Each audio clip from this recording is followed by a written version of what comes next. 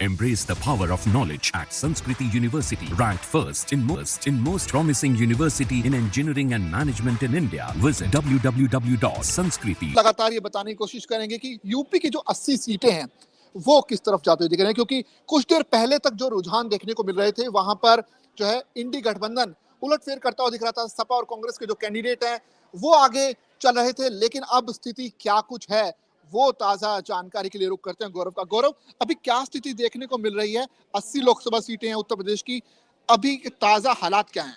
अभी मैं आपको बता दूं कि जो इलेक्शन कमीशन की साइट है वो उसने अपडेट किया हुआ है कि भारतीय जनता पार्टी इस समय 36 सीटों पर आगे है। दरअसल ये रुझान है, अभी ये रिजल्ट नहीं है। इसके साथ ही मैं आपको ये भी बता दूं कि जो समाजवादी पार्टी है जो एक बहुत अच्छा कर रही है, वहां पर 33 सीटें कर रही है।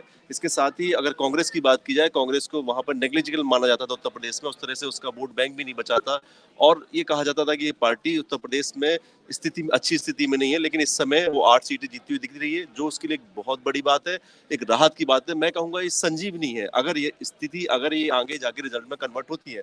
इसके साथ ही अगर भारतीय जनता पार्टी के साथ मिलकर लड़ने वाली आरएलडी की 2 सीटें हैं, वहां पर 2 सीटों पर जीतती हुई दिखाई दे रही है या आगे चल रही है।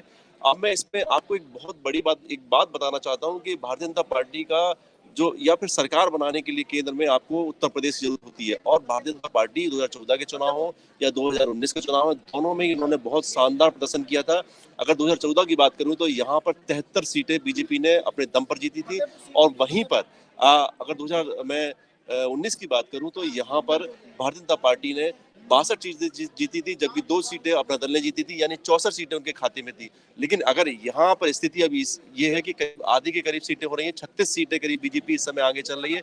निश्चित रूप से समाजवादी पार्टी ने एक बहुत बड़ा एज लिया है यहाँ पर, और दिखाया है कि उन्होंने जो वादे किए थे जनता ने उन वादों को माना है।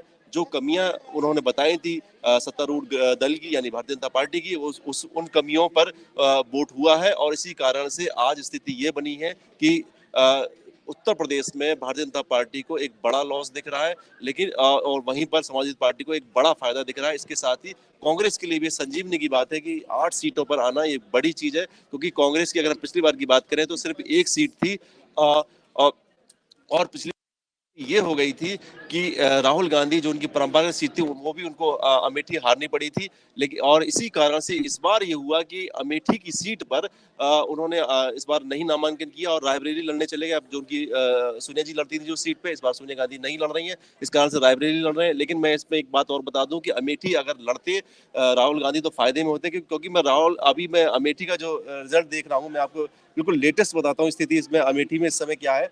अमेठी की जो स्थिति है उसमें भारतीय जनता पार्टी की स्मृति ईरानी पीछे चल रही है। इस समय 17,775 मतों से पीछे चल रही हैं, जबकि किशोरी लाल जो कि कांग्रेस से खड़े हुए थे 17,775 मतों से आगे चल रहे हैं।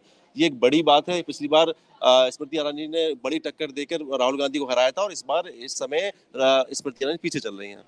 बिल्कुल, तो क्या अमेठी में एक बड़ा उलटफेर होने जा रहा है? ये सवाल हर किसी के जहन में होगा, क्योंकि अमेठी ऐसी सीट है जहां ये परंपरागत रूप से कांग्रेस की सीट मानी जाती थी। राहुल गांधी यहां से सांसद रहे हैं, लेकिन उन्होंने यहां से चुनाव ना लड़ने का फैसला किया, और जिस तरह से ये फैसला था कहीं ना कहीं एक सेटबैक था कांग्रेस के लिए, क्योंकि लगातार बीजेपी ये प्रचारित कर रही थी कि राहुल गांधी अगर अपनी सीट नहीं जीत पा रहे तो बाकी देश में उनका क्या हाल होगा। लेकिन इस बार कांग्रेस ने बहुत तगड़ी रणनीति बनाई, और जैसा कि मेरे सहयोगी गौरव ने बताया कि एक तरह से पुनर्जीवित किया है खुद को कांग्रेस ने, और ये बहुत अहम होता है एक ऐसी पार्टी के लिए जो कि देश की सबसे पुरानी पार्टी है, एक ऐसी पार्टी जो कि राष्ट्रीय पार्टी का दर्जा रखती है। लेकिन उत्तर प्रदेश जैसे बड़े राज्य में अगर आपके पास सीटें नहीं हैं, अगर आपके साथ वोटर्स नहीं हैं, तो आप जो है केंद्र में सरकार कैसे बना सकते हैं? लेकिन 2024 के जो चुनाव हुए हैं वो एक तरह से कांग्रेस को पुनर्जीवित करने का काम ये चुनाव कर रहे हैं। हालांकि नतीजे अभी नहीं आया,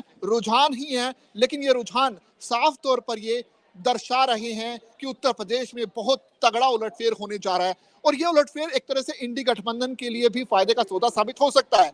अमेठी सीट की बात की जाए तो यहाँ पर कांग्रेस पार्टी आगे चल रही है, रायबरेली सीट पर भी कांग्रेस पार्टी आगे चल रही है, और ये जो 2 सीटें हैं जिस पर पूरे देश की निगाह है, अगर कॉन्स्टिट्यूएंसी वाइज देखें तो वहां क्या कुछ स्थिति है, गौरव से जानने की कोशिश करते हैं। गौरव, अगर आपने ओवरऑल बताया सपा जो है 33 सीटों पर आगे चल रही है, कांग्रेस 8 सीटों पर आगे चल रही है और अगर इनको जोड़ लिया जाए तो करीब 41 सीटें हैं और 41 सीटें बीजेपी की 36 सीटों से ज्यादा हैं।